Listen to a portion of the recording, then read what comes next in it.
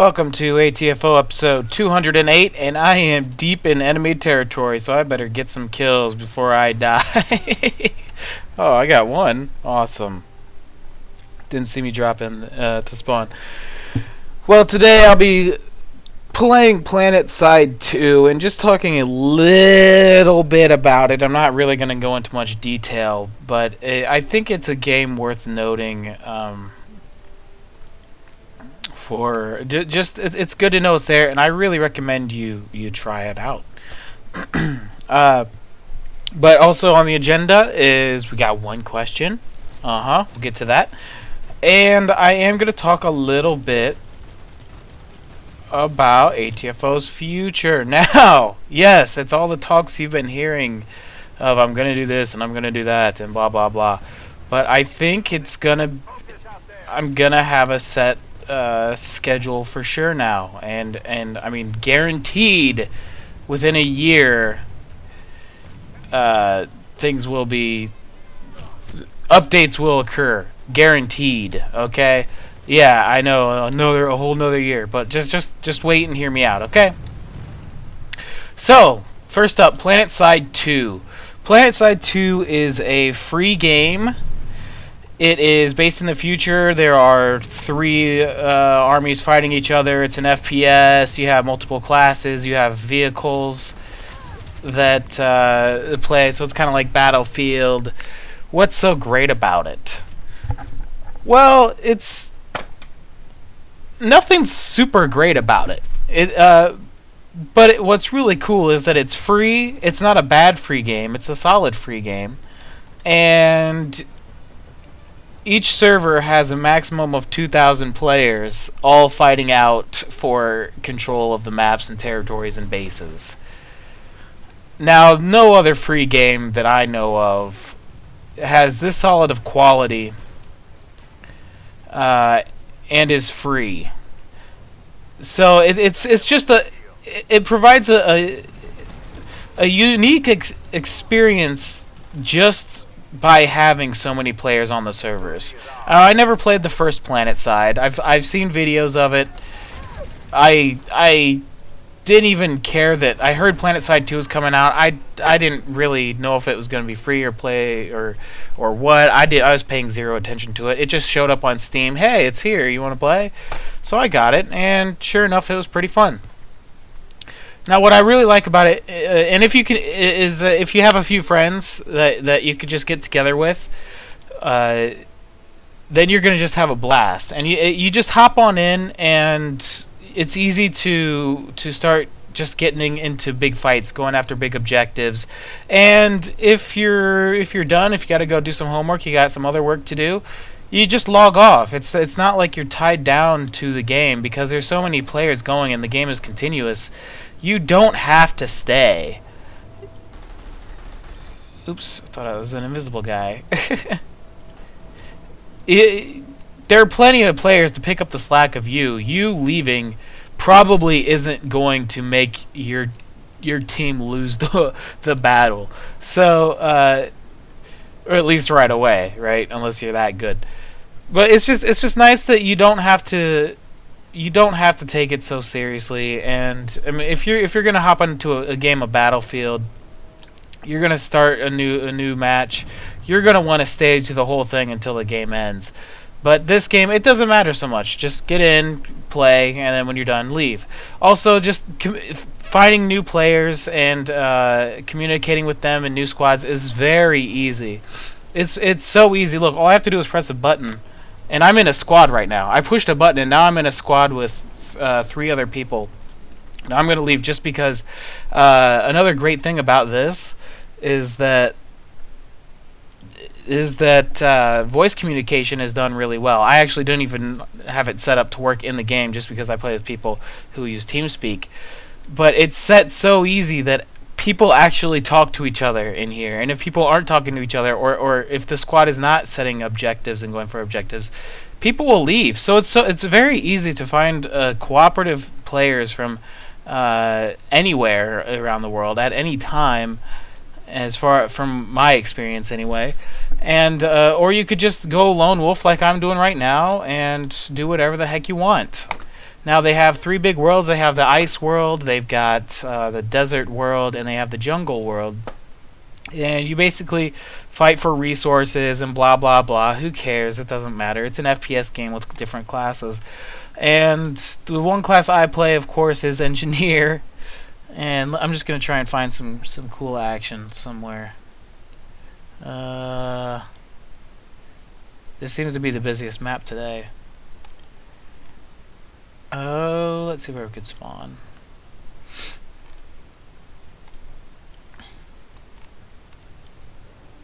Hey, we could spawn in enemy territory. Yeah, they have different classes, but and they all have different roles. The medic, the sniper who can go invisible, not totally invisible, partially invisible. They'll never be fully invisible from what I've seen. They have jetpack troopers. They've got heavy machine gunners, medics, if I didn't say so already.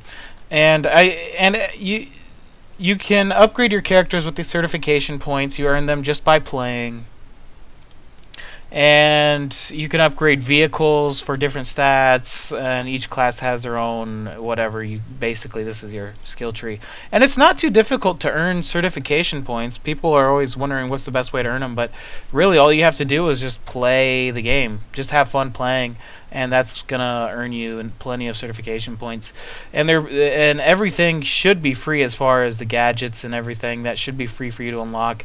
And they have some decent pay models where you will earn more experience and certifications passively, and those are things you can pay for. It'll give you a slight edge, I guess, but it's not necessary for sure. And one thing, just the engineer class is really cool because you have this turret here, which a lot of people say is useless, but it is definitely not useless. You just need to know how to use it.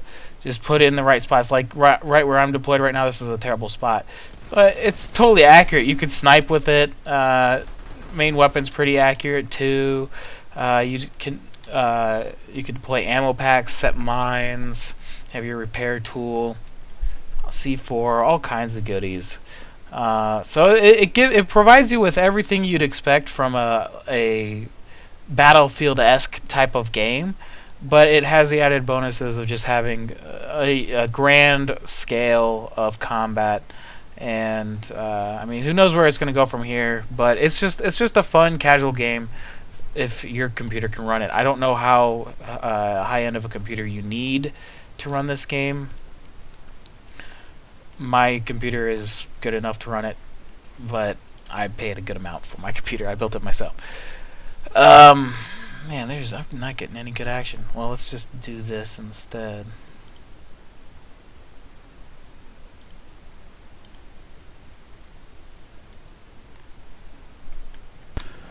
Well, let's just try and drive to an enemy base and see what happens.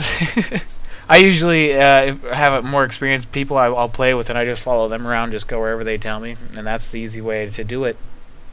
But when you're on your own, it can be a little more difficult. I don't know the ins and outs of the game. I've only played this for a few hours.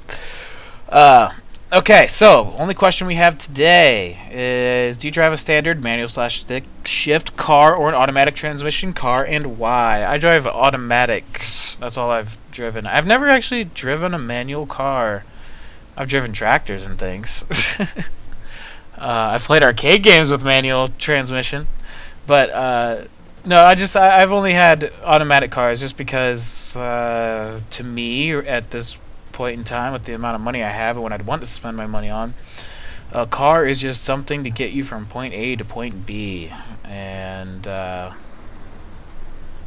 try to keep it somewhat comfortable. I mean, I installed a stereo system and things. By the way, if you are going to install a stereo system in a car, with I recommend Crutchfield.com. They actually give you instructions on how to basically get into your car, crack that dash open and things, and they'll also provide you with the supplies you need to make it like easy conversions. Like if you have an older car but you're buying a new like CD or MP3 player, then then the wiring is not going to be the same.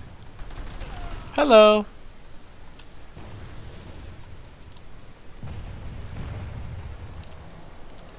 And they'll provide you with all that stuff, plus brackets and things for mounting, and it's very easy. The only problem is wiring can be a bit difficult. Take it to a mechanic place, and maybe they'll do it for you, unless you're confident in doing it yourself. But just be careful. Now, yeah, reason, and honestly, I would, for my primary, just everyday car, I would prefer an automatic, just because, manual can just get, I don't know, it's more relaxing in an automatic. You just sit there and drive. You're not shifting gears or anything, which of course becomes second nature when you do it all the time. But I hear people say it gets a little old.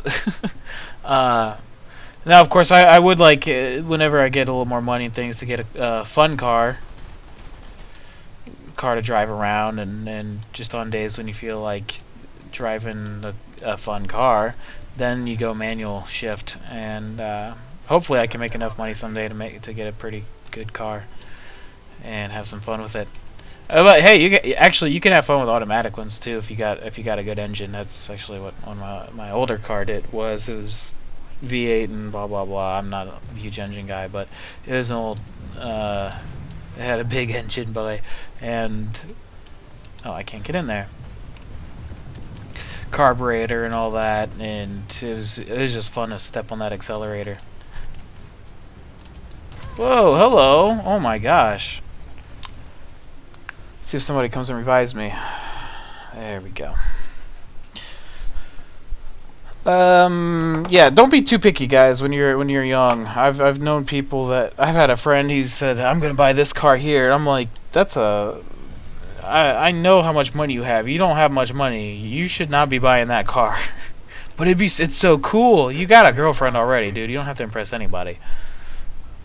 And sure enough, after about 6 months, he's already tired of his nice car, manual shift and all that. But yeah. When you're young, try to manage your money well. I mean, if you're into cars, hey, great, go for buy some cars. But I'm not as into cars as a lot of people are. I'd rather spend my money on games and video equipment and sound equipment and things. Now, on to the last bit of business here, and that is ATFO. Again, this chat. Now, I have been in college for many, many years now. I was in college before I even started the first ATFO show, believe it or not. I don't know if you do or don't. I don't care. Whatever. And that whole time I've been there, the whole first time I started the show, I was in engineering, as you all probably know. And then somewhere along the lines, due to me running the website and the videos and taking some electives, I found the other degree we had, Visual Communication and Design, which focused on website and videos and Photoshop and art and all kinds of things like that, which I saw could really help me build this place up. So I joined their degree, and which adds on basically another 4 years to my school career. And over the past few years, we all know very little has been done on ATFO. The place has just been slowly dying. Nothing's really been going on. All my fault, but the reason that was because I have been so busy with school and working hard towards learning all that stuff, so that hopefully one day I can put my efforts towards the site again. And now I'm coming up to the point where I have to do a senior project. It's a year-long process. They kind of want you to do the whole thing in one semester.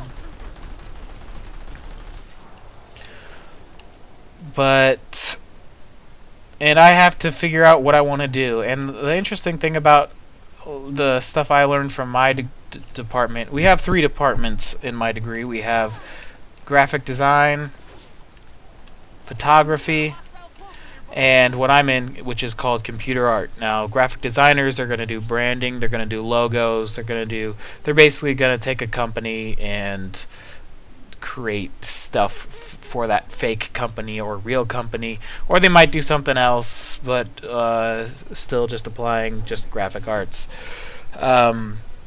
Photographers are going to take photos. That's what they're going to do. They're going to go out and shoot things. Me, I have options of I could build a website, I could make a movie, I could do a documentary, I could do branding and logos and things for a fake company or a real one. I could make a video game. I can make solid model characters, 3D models and things like that. And it's kind of funny because all these different teachers all want me to kind of do whatever their thing is in. So like the video guy would probably want me to do the video thing. My video game / modeling guy is really pushing me to do all that stuff, but I'm not going to. And I've been struggling on what I want to do for all that. I certainly have plenty of ATFO projects and things, but one thing I didn't get enough of was really video experience, and I really want to work more towards that. But so I've been I even posted a thread the other day of if I was going to make a movie, what would you guys want to see? Just to get some ideas rolling. But it just hit me today that there's really only one thing I can do, and it's the thing I have to do, and that is I basically have the reason I joined that whole degree was to improve ATFO. So I basically have to take what I currently had when I joined and make it my thesis to say, okay, in this department, this is everything I take all these skills I learned, all these things I now know, and improve upon everything and show everyone how I've reached that goal.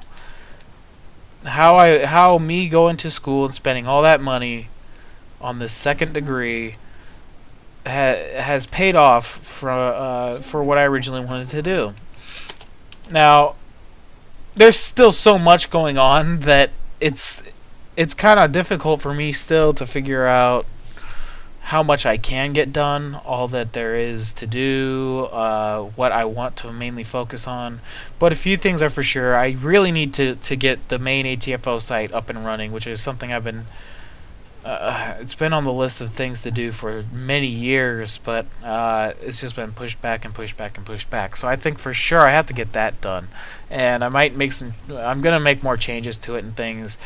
I think I have to kind of turn the site into, hey, this is my website. Everything here is for me. So I'll post all kinds of different things like, well, this is just my general skill sets. Like it could be like my portfolio site / everything else you see here. But I could we certainly have the other subsite I can work on and some things to work on there, but I do want to work on video series, and just this site being a site for me, I can really do whatever the heck I want. So if you guys have any ideas, let me know. I could make a comedy series. I can try my hand at some game guides. I could I don't know. There's all kinds of stuff I can do. Boy, this is some terrible footage, isn't it? I see something flashing over here. There's probably some action over here. But yeah, so what I'm saying is, I think what my project is gonna force me, I want to do this for a project because I want to get all this stuff done for ATFO. I want to get this thing set up. Oh, we're just repairing this. I want to get this thing set up so that I can start really just making things again. Time's been limited over these past few years, and hopefully it'll all open up a bit more soon, and I can just start making things again. So senior thesis, senior project, whatever it's called, that begins in January. I don't know the schedule on what they're going to want me to do and all that, but I'll try and keep you guys posted. Any suggestions, requests, whatever, just let me know. That I'm always ears open for that stuff. And yeah, in the over the summer, I'm gonna hope to get stuff done too. I don't know what their policy is on us working on that. I think they want us to, but most students don't, and I'm sure I'll get lazy too. But yeah, but it'll all be due the following fall. So basically, in one whole year is when everything will be finalized and totally finished up. And I'm sure I'm going to have to do some other crap that you guys aren't going to see, like posters and things like that, just for shows, because this show goes up in like a gallery space and things. But yeah, so there we go. That's it. That's the episode. Terrible footage for PlanetSide, but if you get some friends or you just take some time to actually learn where you should go, unlike me, then you'll have a lot more fun than what you're seeing in this video. So I hope your computer can run it. If you're interested, we play on the red team, which is Terran Republic, I believe, on the server called Soul... Oh boy, Soul something. Actually, I could probably just check it right now.